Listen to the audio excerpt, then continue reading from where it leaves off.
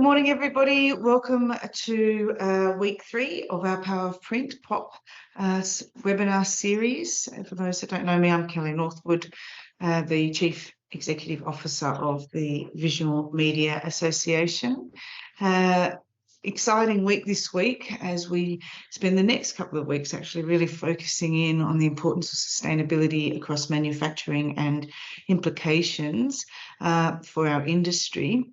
But before I go into introducing our topic this week, sustainability, exploring definitions, laws and regulations, and carbon mapping, I just wanted to welcome and give thanks to our sponsors, Ricoh and Media Super. Ricoh, our true industry partner, have put forward a long-term commitment to investing in our industry and building on the sustainability, not from an environmental sense, but sustainability and strength of our industry, and they really are true partners. This is their 3rd year in working with the industry association, and we couldn't put on these sorts of webinars, we couldn't bring these speakers together, we couldn't gather the content and information for you without Ricoh, and I want to thank the entire Ricoh team again for their support. As well as Ricoh supporting this series is Media Super, long-term industry partners. They are our industry super fund. Not all industries have a super fund, and we're very lucky to have Media Super as a long-term, I think it's almost 2 decades now, and continuing to invest and support our industry, and particularly across our superannuation needs and support. There are a lot of resources available on the Media Super website, and I encourage everyone to have a look at those. Particularly to the women across our industry, there are a lot of very specific programs in bridging the gap across superannuation for our female cohort across the industry, so please look into that. We'll be talking more about how we can support our emerging talent across the superannuation programs, education and knowledge in the years in the next few months. However, for now, I do want to do a big shout out to Ricoh and Media Super and thank them for their support for this webinar series. We couldn't do it without you. The housekeeping across today is you are all muted, as I will be after this introduction, and we'll hand over to our speakers today. If there is any questions, you can pop your question in the Q&A button, and at the end of this session, we will open up into a Q&A, which I'll facilitate. So we'll be sure to get to your questions then. Sometimes, however, as you're working through, you're listening, it might be the time when you have the question to put it in then, so we don't forget it at the end of the process. A few of you like to text me, that's also fine. We'll look through those and then we'll talk to them at the end. This session is being recorded, and at the end of the session, a class notes series will be produced. The class notes and the recording will be issued to you tomorrow via email. And then at the conclusion of all of our 8 weeks of speakers and content, assuming there are no bonuses, which there could be, make us 9 to 10 weeks, popped in at the end. The class notes of each session will be printed and sent to you across all of our members, anyone who registers and anyone who participates via attendance. So lots to get on with. I don't want to take up too much time because this is a bit of a jam-packed session. So I'm going to introduce Emanuiel Dumitru, who is also better known as Manny, and he's the Sustainability and ESG Project Manager of Australia for SGS. And also Nicole, who is the Accreditation Coordinator and Lead Auditor of SGS. We have been working with SGS for a period of time now across our Sustainable Green Print program. SGS have been valued and support and experts who are looking into our Sustainable Green Print program, reviewing all of our requirements across the regulations and giving advice on how we can improve it. Sustainability is all about continuous improvement and setting targets to continually improve our footprint and our approach to our sustainability programs. SGP is no different, and SGS have been conducting an audit which I believe is almost completed. And then we'll be also working with some of our major SGS members, as well as looking at how we can look to a level 4 when we start moving into carbon. The government has put us on notice across manufacturing. We need to understand it. We need to build programs for our industry across it. However, today, with SGS as the world's leading testing, inspection and certification company, they are the global benchmark for us across sustainability, quality and integrity. Over 97,000 employees. I thought our industry was pretty big, but that's one company with that many globally. So they have a lot of resources and networks with over 2,650 offices globally. Laboratories, this is a science space, this is in a certification space, and their knowledge and information and expertise is something that will enrich our SGP program. Today we have Manny and Nicole, who will speak to us about how we can take that proactive approach. Sometimes we have sort of been certifications or a tick a checklist and audit and we're done. This is more about becoming more proactive when it comes to laws and regulations around sustainability. As I said earlier, sustainability is not something that we just tick boxes on. It's something we look to improve each year and set our own targets. Manny and Nicole speak about carbon mapping, carbon footprinting as a business. It seems like an insurmountable task, but like all processes across certification, we can bite-size it and make it very manageable steps. I welcome SGS as our Sustainable Green Footprint partner, as I said earlier, but I also welcome Manny and Nicole for their expertise and hand over to you both. Thank you, Kelly, for those nice, lovely words, and looking forward to hopefully explain and simplify sustainability. So welcome, everyone, and thank you for your time and joining. We're all, I understand we're all busy these days, so having you on board and listening, it's much appreciated. So obviously, as Kelly explained, we're going to be going through basic sustainability.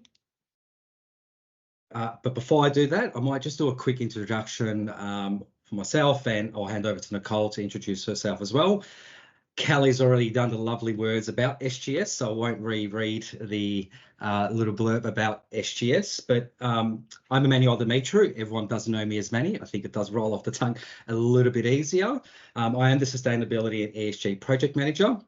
I've got a background in food manufacturing. I spent 13 to 14 years of my career in food manufacturing in various roles, from quality to operations. I've been with SGS for about 3.5 years now, again in various roles, from food program manager and SQF global manager through to certification, and most recently the last couple of years in sustainability and ESG. I'll hand it over to Nicole. Good morning, everyone. My name is Nicole Shamlai. I'm currently the Accreditation Coordinator Expert and also a Lead Auditor with SGS. My main background is food manufacturing and also food packaging manufacturing and printing as well. I've been in the industry for the last 17 years and I specialize in quality assurance. And currently my lead auditor roles is with standards called Food Safety System Certification, or FSSC, and ISO 9001 for food packaging and printing as well. Thank you, Nicole. Hence why Nicole's on the phone, on the webinar, sorry, just for this, just for that technical support. Oh, sorry. So we'll start off with defining sustainability, and again, as Kelly said, sustainability is quite a large word, but also it does mean that it can be simple. And hopefully today I can take you through a proactive approach and how we can simplify it. But first, I'd like to define it in sustainability, what sustainability is. So sustainability is conducting business operations in a manner that meets the needs of the present without compromising the ability of the future generation to meet their own needs. This involves integrating environmental, social and economic considerations into your business strategies and practices to minimise the negative impact of the environment, society and economy, while also maximising positive contribution. Sustainability has various aspects such as reducing carbon emissions, as we all kind of hear those lovely words, minimising waste, generation, conserving natural resources, promoting social equity and inclusivity, ensuring fair labour practices, and fostering economic resilience. It involves adopting sustainability practice throughout the entire supply chain, from sourcing raw materials in production, distribution, consumption, and disposal. Ultimately, sustainability businesses aim to achieve long-term profitability while contributing to the environmental protection and social well-being. Now, I know that sounds a bit overwhelming at times and quite large, but in my experience, it's actually quite simple, and we need to, go back to those basics of what we do day to day.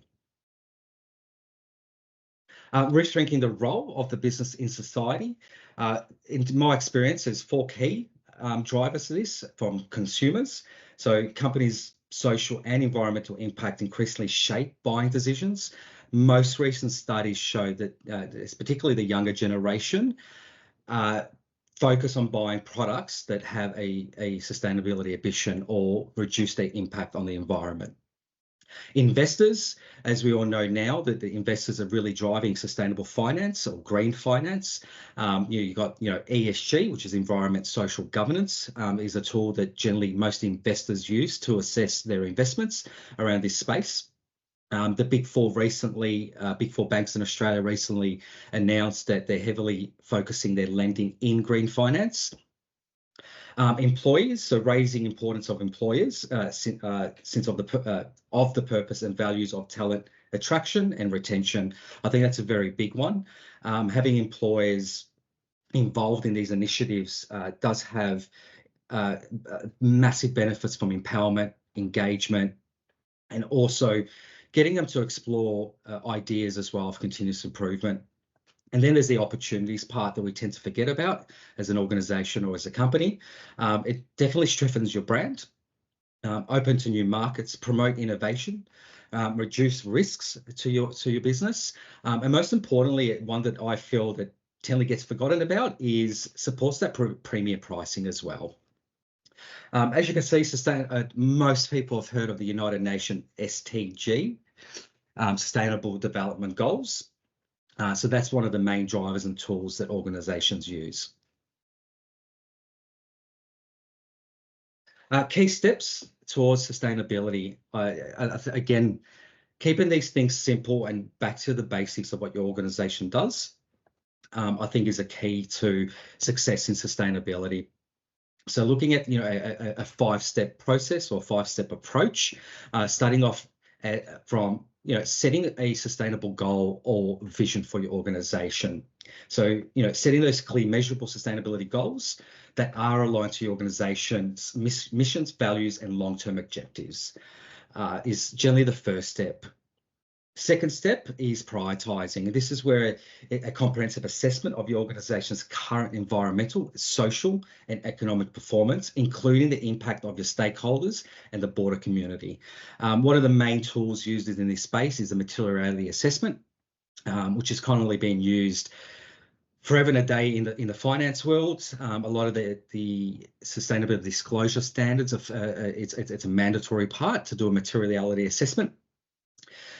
Thirdly, and I think the most importantly part of your journey, is integrating that into your business. So integrating sustainability consideration into the organisation's overall business strategy, decision-making process, and your day-to-day operations. One part that's very important at this key step is involving all key members in your organisation, from the top all the way down to your operators. I think your day-to-day operators or operation teams are crucial when it comes to the integration. They're the ones on the ground doing the work and generally have most of those challenges. Fourth, develop a detailed action plan outlined with specific initiatives, projects, and targets to achieve the organisation's sustainability goals. I think this is very crucial on monitoring that and setting those clear targets. It's recommended that those targets or KPIs set are either discussed weekly, fortnightly, or monthly. It's not recommended to leave them go past a monthly base. I generally recommend on a weekly basis to talk about your basic KPIs, and then your bigger long-term KPIs are discussed on a monthly basis. And Lastly, but at least, is one that most organisations tend to forget to do or don't actually consider in their strategies, is the report and communicate. And this is where you can engage in proactive communication with your key stakeholders, dialogue to build trust, demonstrate accountability, and showcase the positive impacts of sustainability initiatives on your organisation, society and environment. There's nothing wrong with being proud of your organisation and what you're achieving and what you're targeting. And I think it's very important as an organisation that you communicate that to key stakeholders, and most important, to your customers and consumers. Going on to laws and regulations, and that proactive approach, as Kelly mentioned at the start. As most people are aware, that there is the RORA, which is Recycling and Waste Reduction Act 2020, working on a revised version, which is looking to be fully implemented by the end of 2025, which I'll discuss in my next slide. So actually, as you can see, there's mandatory packaging rules that are coming out. So Australia federal and state government have agreed to impose mandatory packaging rules on manufacturers and retailers. This is a landmark decision to aim to tackle waste and boost recycling efforts in the country. The new regulation schemes will shift the countries towards a circular economy and provides the recovery, reuse, recycling and reprocessing of materials. These rules will include compulsory requirements of packaging design based on international best practice, and also noting that harmful chemicals and contaminants will be regulated out. Again, very important we start that process now. We might look at it and go, oh, we've got 2 years, it's at the end of 2025. But before you know it, we're going to get there. Some of the recycling challenges, most people don't actually know this, but we only recycle about 80% of our plastics in the country. We're way short of our 2025 target of reaching that 70%. Major companies like your Nestle, Unilever and Coca-Cola have supported a call of regulations. The urgency arises obviously from the environmental impact of excessive packaging, which generally harms the ecosystem and marine life. Unfortunately, we still get a lot of our waste end up in the ocean, and it does affect heavily our ecosystem and the marine life.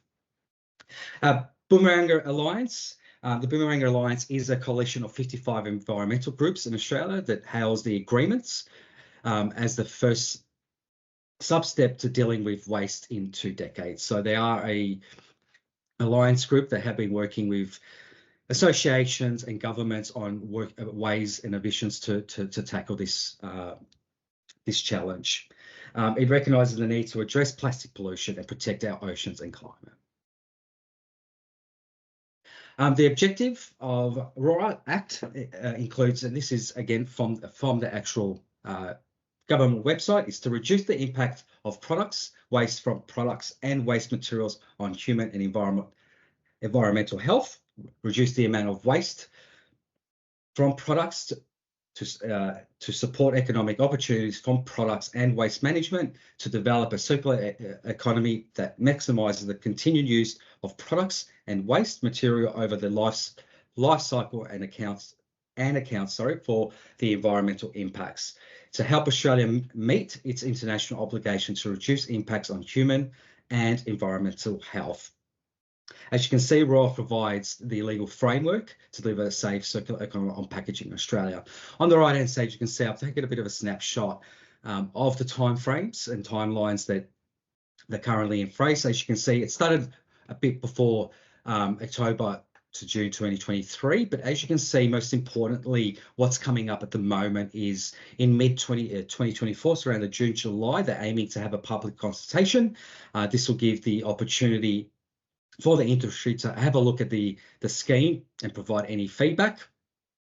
By 2024, 2025 is when they're looking at launching,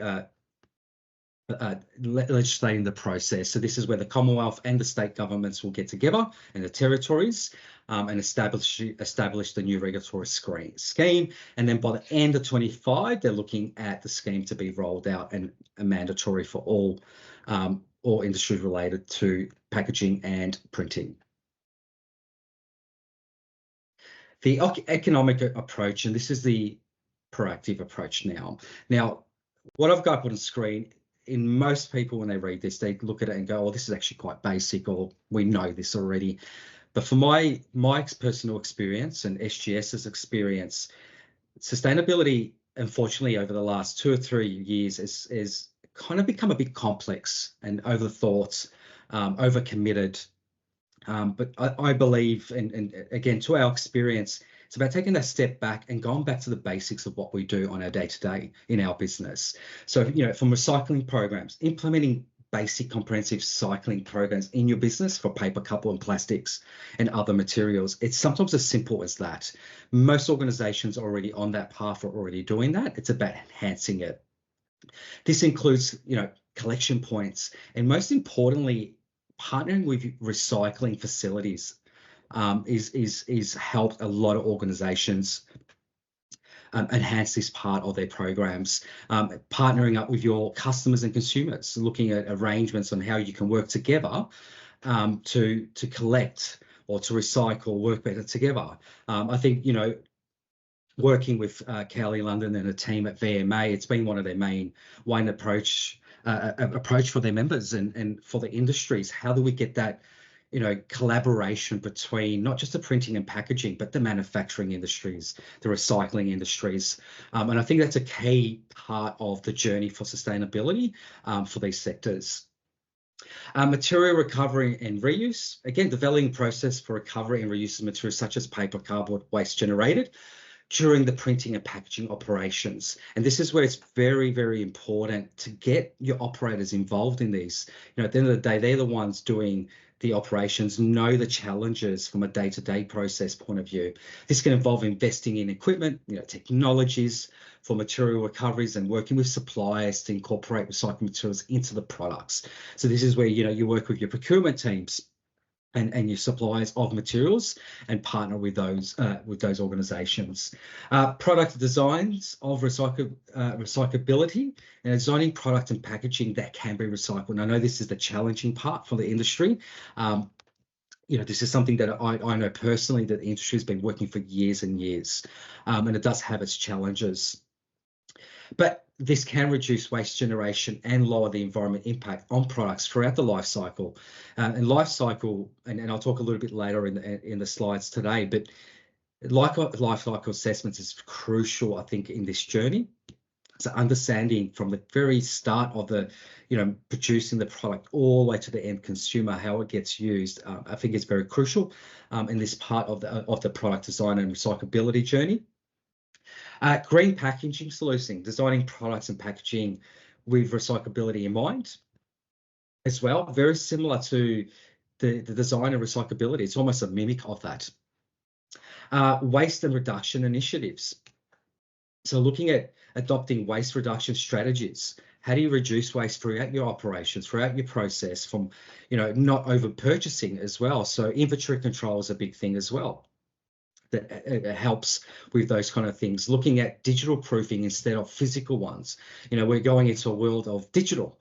I've got 2 young kids, and I don't think they know what, some of the hard copies are or books are, because everything's online these days. So being creative in that space as well, where possible and where applicable. Implementing recycled programs on paper and other materials, and utilising biodegradable and compostable packaging. So particularly in the packaging industry, food manufacturing, that's a big focus for them. So looking at biodegradable and food safe products as well. And lastly, and I believe in my experience as well, training and capacity building is a big one for me. I think increasing awareness and knowledge about sustainable product and waste management practice in your organisation is massive to empowering your employees and to actively participate in initiatives and contribute to continuous improvement efforts within the organisation. I think Kelly, said it very well and simple at the start.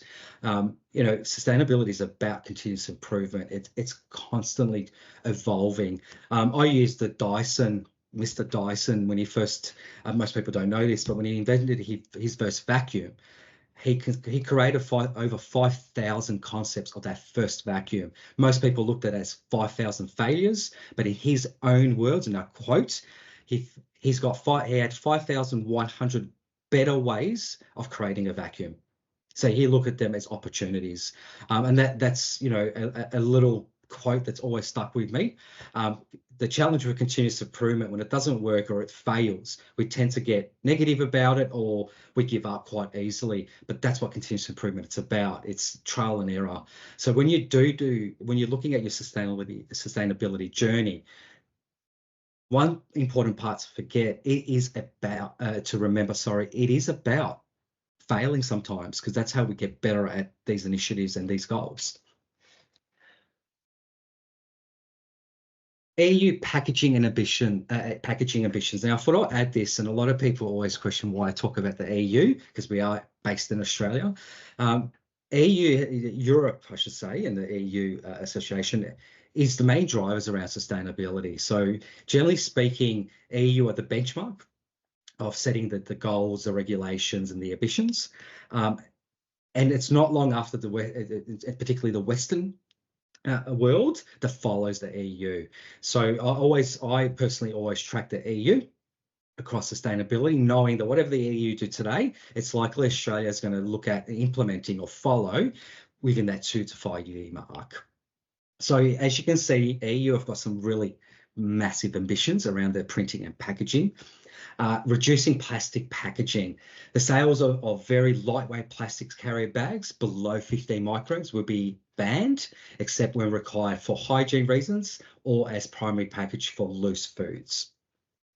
Specific waste reduction targets for plastic packaging will be set 10% by 2030, 15% by 2035, and 20% by 2040.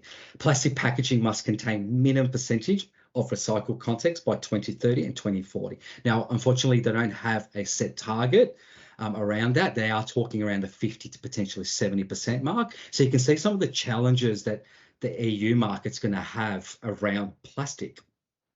Encouraging reuse and refill. So reusable packaging will have a defined criteria, including a minimum number of times it can be reused. Final distribution of beverages and takeaway food for what they refer to as the HoReCa sector. That equivalent is, our fast QSR, quick service restaurants, takeaway, your Boost, McDonald's, etc. That's our equivalent in Australia. Sectors will allow consumers to bring their own containers. Most of us now, when you go get a coffee, you go to Boost Juice, they allow us to have our own containers or our own cups. So that Australia's already started progressing into that BYO, bring your own containers or cups or food bags, etc. Woolworths as well, and Coles, the main retailers. Banning harmful chemicals. So this is a one that's going to be quite challenging for some of, particularly the printing industries and packaging as well, because we're heavily relying on these kind of chemicals. Forever chemical. I'm not going to try to pronounce the technical definition of the chemical, and also BA will be banned in food contact packaging, and these chemicals have an adverse effect, obviously, as we know, on human health. So again, it's about being proactive. We know these are going to come. EU is already starting to look at banning them. It's only a matter of time before Australia does. Now, I've got to highlight, even though Australia haven't specifically said they're going to ban these tomorrow or say in 2-3 years' time, they are looking at this in the new regulations. This is very important when you're doing business, not just in Australia, but outside of Australia. So if you're doing business, say, with Asia, and Asia don't have these kind of regulation, those companies are likely doing business with the EU. So it has a snow-on effect on the industry across the globe. Because EU have got these in place, their suppliers are likely going to have to meet these kind of regulations and so on. As you know, when you're looking at your tier suppliers from tier 1 all the way to 4 and 5, regardless if it's a law or regulation, it's going to be driven by the customer as well. So it's important to remember that. Recyclable and collection. This is one that I think is going to be very, very challenging across the board in every country. All packaging in the EU must be considered as recyclable, And by 2029, EU countries must ensure that 90% of materials in packaging, plastic, boards, metal, glass, paper, and cardboard are collected separately. So you can imagine the supply chain and the complexity around this. You know, there's 6 bins essentially. You know, at home, we generally have 3 bins. Yeah, you've got your recyclables, general waste, and your green bins. Most organizations have 3 bins as well. Some go into 4. Imagine trying to manage 6 bins at an organizational level, and imagine from a recycling and so on. You know, Nicole and I were talking about this in 2 weeks, and I think in Switzerland, they've got 9 bins that they're currently, and they've been doing that practice for, you know, quite a number of years now, and they've got a pretty good program. It starts from primary school, primary school, through to high school and university. So it's kind of embedded in that culture from a young age. But you know, they've got up to 9 bins where they separate their bins to help.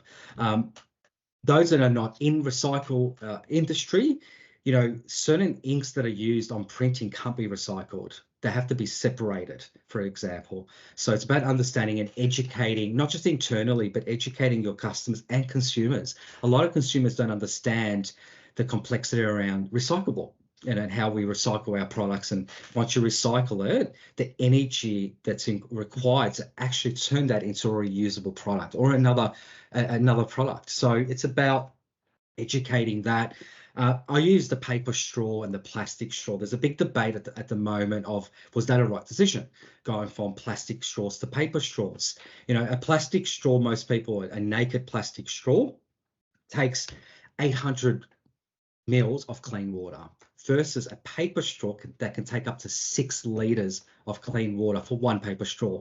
So when you look at some of those challenges that we've got in recyclable, most consumers don't understand. They just hear that concept saying, oh, we're getting rid of plastic and we're introducing recycled paper. But it's the challenge of the energy and water, for example, clean water, that takes to go into those products. So it's our job now as industry leaders, you know, SGS, the likes of, you know, the Visual Media Association, to educate the customer and the consumer that some of the challenges that we do have, and this can't happen overnight.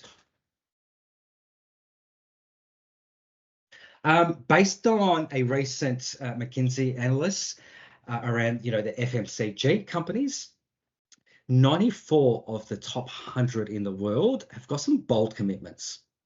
The reason I've added this slide is we a lot of times focus on laws and regulations that are either driven from governments, through associations, etc. But it's also the companies, the fast food manufacturing, or, you know, the FMCG world, that also have got those ambitions and those targets, and that generally flows on to the printing and packaging industry, because you're supplying those materials to them in one way or another. So, for example, 60% increasing recyclability up to 100%, incorporate high degree of recycled contents in their packaging that they're using. 26% are focusing on eliminating packaging completely on some items, reducing packaging on weight by 20 to 50%. Again, quite bold commitments here.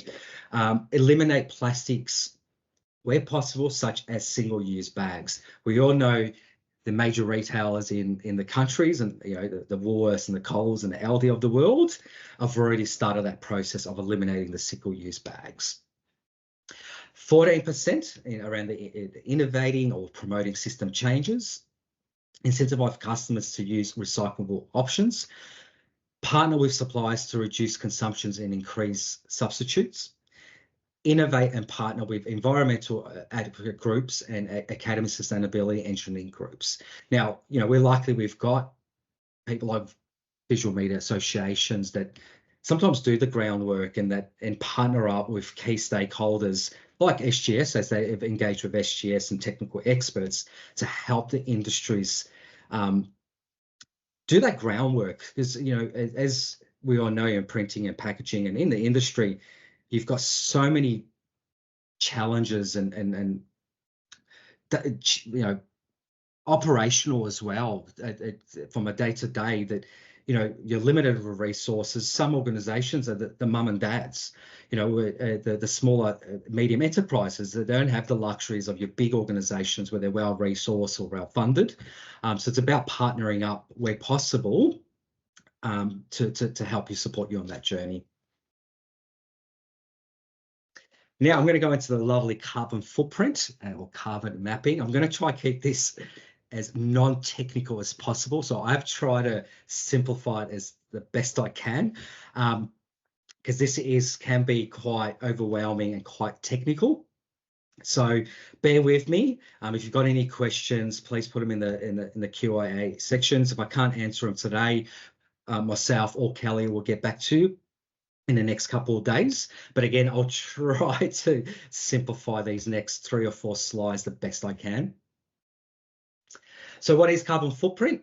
Carbon footprint refers to the total amount of greenhouse gas emissions, such as carbon dioxide, methane, nitrogen oxides, just to name a few, that are released into the atmosphere due to various activities. Emissions associated with these activities of a person or other entity, such as building, corporations, countries, etc. It includes direct emissions such as those that result from fossil fuel consumptions in manufacturing, heating, and transportation, as well as emissions required to produce the electricity associated with the goods and service consumed. Over on the right-hand side, I've added a little lovely picture just to explain the carbon cycle. A lot of us actually don't understand that, and we forget to talk about the actual cycle. So as you can see, it's a very simple cycle. It starts from the sky, where CO2 is in the atmosphere. It goes through then and produces into we've got our carbon fixation of by consumers and plants as well. So a lot of people don't know trees absorb carbon dioxide. It's CO2. It's actually a food source for our plants. Hence why we're in that transition now where we're stuck on removing plastics, but we're also now reverting to paper, which comes from trees. So it is about finding that balance, obviously. So we can't eliminate plastic completely. I think we're kidding ourselves, to be honest, if we think we're going to remove it completely, but it's about finding that right balance. Obviously, then it goes through animals, through to then the fossil fuels contribution from the manufacturing, etc., and back in the sky. Now, there's one that's missing here, which I'll talk back in the next slide. As you can see here, I've tried to break down, and this is common words that now are used. So scope 1, 2, and 3 are the 3 scopes that generally discussed in GHG, the carbon footprint or greenhouse footprint. So I've got a slide here to try simplify it and explain the best I can of what scope 1, 2, and 3 are. And up top, you've got your seven emissions that we look at. Now, there is 8. So the IPCC, there is 8, but we measure or look at 7. Now, 8 is H2O, water. Now, a little fun facts here, 97% of our CO2 that gets released into atmosphere is actually generated from our oceans. Is one of the reasons we don't measure it, because it's quite difficult to measure the amount of CO2 from the ocean, as for obvious reasons of the true size of it. So going into the scope 1 and 2, which is the most basic ones that most organizations currently already track or are looking on to get into that journey of tracking their GHG. Scope 1 and 2 are basic. Scope 1 is direct, scope 2 is indirect. Scope 1 is looking at your company facilities, company vehicles, and processes of your organization. Scope 2 is indirect, is essentially what you're purchasing in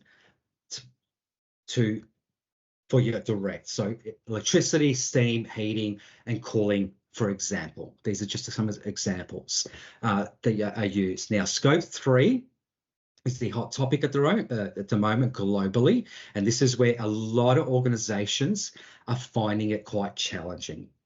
In my experience, I think on a daily basis, I'm talking to customers and clients and some of our partners about scope 3 and trying to support their journey in this area. So scope 3 is broken into 2 streams, so upstream and downstream activities.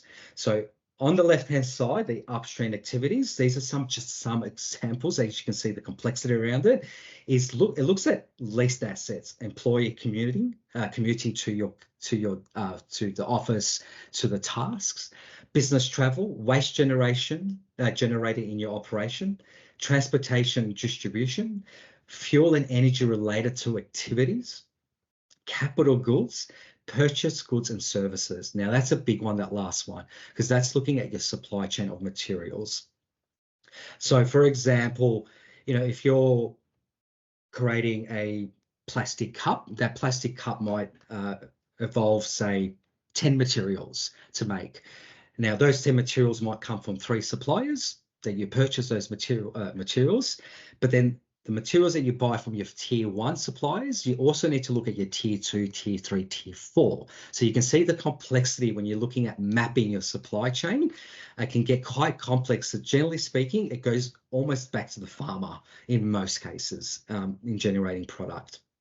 Then you've got downstream activities. So that's looking at your investments. So if you've got investments outside of your business, franchisees, if you're a franchisee organization or structured business, leased assets. So if you've got assets that you're leasing, around warehouses, for example, end-of-life treatment on sold products. So that's looking at recycling of your products, use of sold products. So how your consumers use that product, processing of sold products, and transportation and distribution of your products. So as you can see, and I know Kelly kind of had a little giggle there when I mentioned scope 3, because it is quite complex. It is a journey. It is not expected for organizations to have this done overnight. My recommendation, and I know something that VMA is working at the moment and looking at how, as Kelly's mentioned, what does a level 4 look like under their SGP program. And it's generally starting with the scope 1 and 2. I've recommended that organizations start looking at how do you track your greenhouse emission or your carbon footprint and how you map that. Start with the basic scope 1 and 2. And VMA are there to support, and they've partnered up with SGS to, as the technical experts and what that looks like. So watch that space. I think it's an exciting time. And I think the discussions we're having at the moment with VMA are quite exciting, and I think it's going to support the printing and particularly the printing and packaging sector and industry. Okay, I hope I kind of explained that into the best way I could. I could speak hours about this, FYI, because it's that complex. I'm not trying to scare anyone here.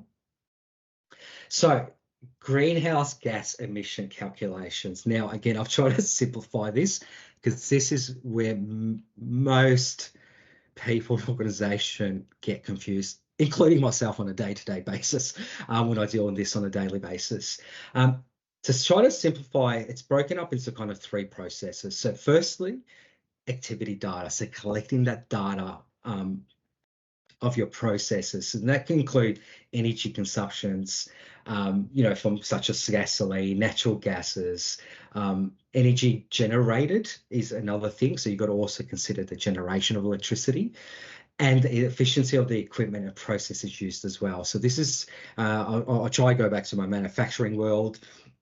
You've got in a plant, a processing plant, you've got, from ovens to heating equipment, through to cooling equipment, through to packaging and or processing equipment, even equipment used by your maintenance teams or contractors that come in to do maintenance on your work, your laptops. I wouldn't go so far to the mobile, don't have to go to that complex, but they're just some examples of some of the data you need to start looking at collecting. Now, in saying that, I know it sounds quite scary or overwhelming, but 9 times out of 10, most organizations are already tracking some of this data. From a financial point of view, and looking at your costs and budgets and etc., you're already looking at this data from a financial point of view. It's about utilizing the data you already got and then breaking that down from a sustainability point of view or a GHG point of view. Emission factors. So this is where it gets quite complex. So this is where you select your activities. Once you select your activities, it typically is based on empirical data collected from the range of sources, including scientific studies, engineering analysts, and emission monitoring programs out there in the world. Now, these days, we're quite lucky that we've got, you can go to Google, our lovely Google partner, and type in emission factor for fuel. And it's going to give you free tools to use to calculate your CO2, convert it into CO2. There's also, and I'll show you in the next slide, there's a lot of digital platform these days that organizations can do that you upload your spreadsheets or your data and it does it all for you. So we're quite lucky that we're in 2024 and there's a lot of digital platforms, or Google does the calculation for you. Where, you know, go back 5 years ago or pre 5 years, unfortunately organizations needed to create spreadsheets and formulas, and it was quite complex and quite difficult. Just to add the complexity around emission factor, and I'll use Australia, because every country's got their own kind of emission factors, and then you've got your GWP, which I'll discuss very shortly. But in Australia, we've got emission factors for fuel usage, which is then broken down to the type of equipment, i.e., if it's a car, the size of the car, what type of equipment, if it's air travel, etc. Now, to add complexity to emission factor for fuel, in Australia, each state has a different conversion rate. So if you're an organisation that has multiple sites in multiple states, you have to select the emission factor that's relevant to that state.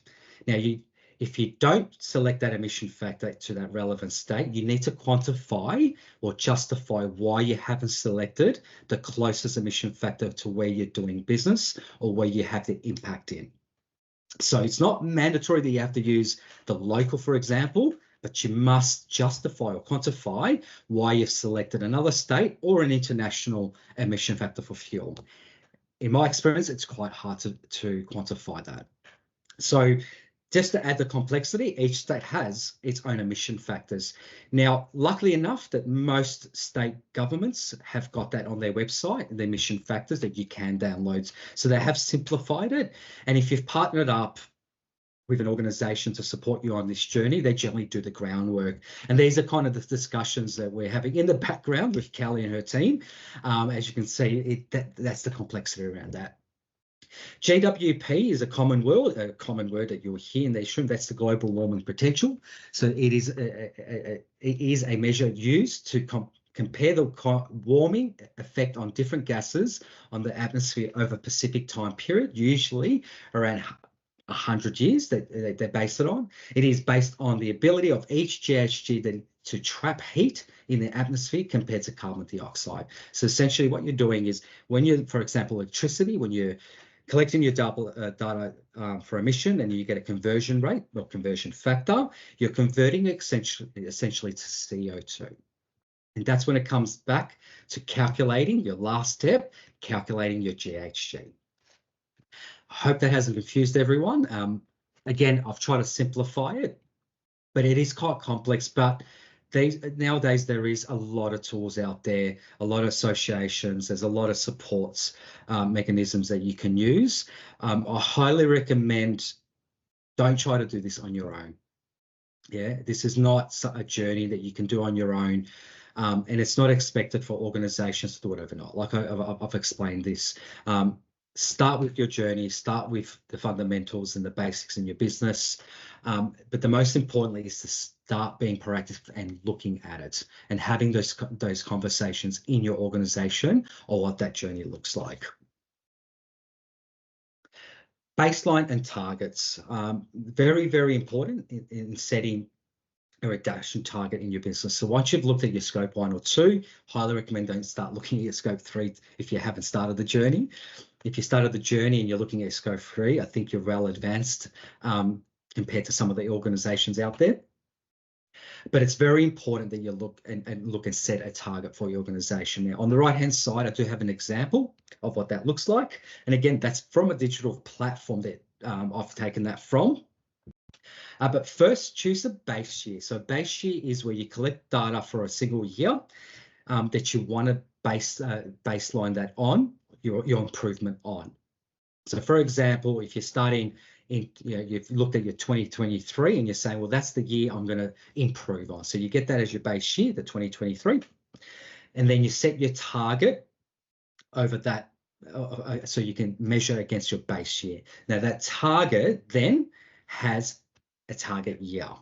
Yeah, I highly recommend looking at a long-term target. One of the common challenges we're seeing at the moment out in the industries is the last couple of years, as sustainability started to become, a very hot topic, a lot of organizations, governments getting in it, United Nations kind of, setting their goals there, companies became too ambitious. Yeah, and set targets that likely weren't achievable for their organizations. So we're now seeing organizations not backtrack, but kind of go back and go, right, we're not going to do this by 2025 as we originally wanted. We're going to do this by 2027, 2030. Some organizations are starting to talk about 2035, for example. So when you're setting your year that you want to target, you want to reach your target, be realistic and make it relevant to your business values, goals, and vision. So there's nothing wrong with setting targets for 2030, sorry. I know there's a lot of pressure from the consumers and the customers, even through to the retailers and the supply chain to do that over the next couple of years. But we've got to be realistic about this, and sustainability is about setting realistic targets. That's what's going to help us reduce the impact on our climate over the years to come. Now, if you look at science-based targets initiatives, so SBTI, there's a lot of companies now that are starting to commit to SBTI. Some of the ambition targets they've got, there's an annual 4.2 reduction on your Scope 1 and Scope 2 emissions, and then an ambition target of 2.5% reduction across Scope 1, 2, and 3. Now, they are quite ambitious. Again, there's a whole process. If you are looking at committing to the SBTI, there's a whole process behind that you have to apply for it, and you have to demonstrate that you can commit, and then that is annually reviewed by SBTI themselves and to track how you're tracking with your commitments. I think we're coming to the end. So last slide now. So just some ideas around carbon management solutions. So again, as I talked, it's about carbon footprint and emission reduction strategies. Setting SBTI as well, so looking at your SBTI model, net zero strategies, product carbon footprints in line with ISO 14067, PAS 2050 and GHG protocol. Be free, if you don't understand some of these international standards, feel free to reach out to either Kelly, London or SGS. If you want more information, we're happy to share some information around that. Energy audits, renewable energy assessment studies and energy efficiency measures is a key part of this. Waste reduction initiatives, as we discussed throughout the presentation. Water management, paper and plastic takes a lot of water, so there's a lot of pressure on reducing that water. So looking at ways to better manage your water, and also looking at products that have less water input. And then at the end, selecting a GHG standard or / protocol, such as 14064-1 or GHG protocol. Now, those two are very similar, almost identical. Most commonly used standard for GHG is GHG protocol. Reason behind that, the GHG protocol, I like to say, is in English terms. It's a lot more easier to follow, hence why a lot of companies tend to pick GHG protocol. Now, the only difference between the two, because they're almost identical, the ISO has a project and a verification protocol where GHG doesn't. So if you select GHG protocol as your standard that you follow to measure your Scope 1, 2, and 3, and you want that independently verified or validated, generally speaking, we use ISO 14064-3, which is the verification and validation guideline. Again, I could spend a whole hour talking about those three standards. But again, if you want more information, feel free to reach out, and we're more than happy to assist and guide you in that space. Thank you. Thank you for your time. I hope that was educational and added value to you. I'm now going to hand it over to Kelly for Q&A. Thank you, Manny. Educational. That was almost a university degree of information in such a concise way, I'm glad it's a recording because there's so much information in there from you. Thank you. That we can, for those listening and really, whether at the start of this journey or at part 2 of the journey, or starting to think about carbon, or starting to think about any of the next steps. This is not a topic that you just sort of have one quick 45-minute discussion and everyone's well trained. This is something read through again, listen through again. The good news for everybody is, and there is a lot of good news. The majority of substrates that we print on is still paper, so fibre-based, and despite there being obvious emissions and footprint in water consumption, energy to make paper, a lot of our paper, particularly coming out of Asia, is now from a renewable energy. There's some great things going on, particularly the Japanese mills. There is some, when you look at APCO and the government's targets around packaging, fibre-based packaging, it ticks pretty much every box except for some of the recycled content quotas, which we're still working and debating with the government as well. But that aside, and when I think Manny mentioned about 18% of plastic being recycled in Australia, we're over 70% of fibre-based recovery, household paper products over 90%. So we've got lots of really good stories. And sometimes I think when we start these environmental or sustainable journeys, we start with how bad am I? But I'd rather shift that mindset across our industry and how can we improve? Because we're greenies by the very nature. We cannot waste. You cannot be a manufacturer in Australia with waste. It's such a competitive space to be in as from a commercial perspective. So I encourage every member who's even at the beginning of the journey or even the beginning of the next phase of the journey to take that philosophy. We are very tight on time, so I have got some people who are texting, and that's why I was a bit wry smiling, because some of you are very cheeky out there around climate change and the environment, but I've worked with you all long enough to know exactly where you're coming from. I will send these through to Manny and Nicole, and we'll put the answers into the class notes. I haven't received any live on the Q&A, so that sort of gets us through this session. I want to thank Manny and Nicole for being here today. I'm sorry the fact that it's such a big topic. I mean, we could really run this for 3 weeks. And in fact, Manny is running some in-house sustainability webinars and in-house sessions. So if there's any of you listening who would like to get involved in some actual in-house, very targeted to your business sessions, then please contact myself, London, or VMA at hello@visualmediaassociation.org.au, and we can facilitate that. It's a complex, it is a very complex discussion, but the good news for every member and our industry is we are investing further into sustainable green print with partners like SGS and Manny and Nicole as our Brains Trust to simplify and make it very orderly and structured for you to do this in very safe hands. And it's you are print business manufacturers, packaging extraordinaires. You don't need to be sustainability extraordinaires. That's why we've got SGS in our corner and who'll help us through that. So really thank you again. And it's so much content. Listen to it again. This will all be coming up live tomorrow. The next week, we're continuing our discussion. We're doing a 2-week across sustainability. Next week's discussion is about how we can communicate our sustainable credentials, our environmental initiatives, and our environmental successes to our customers, and how we can make sure that we communicate it accurately and authentically without delving into this space of greenwashing, and using facts that are verified and independent is a big part of that. So we'll talk through that next week. That'll be aligned with our Two Sides campaign that we run and are part of globally as well. A lot of these discussions, even in Manny's presentation with the EU and all the other countries, global initiatives, this is not a Melbourne only, Sydney only, Australian only. This is a global discussion, and we import supply products from our paper substrates, etc., from outside of the country, and in some instances we're exporting. So it is a global discussion. EU, we have followed them across data, so we need to keep being aware of what other countries are doing in this, and certainly so is the government.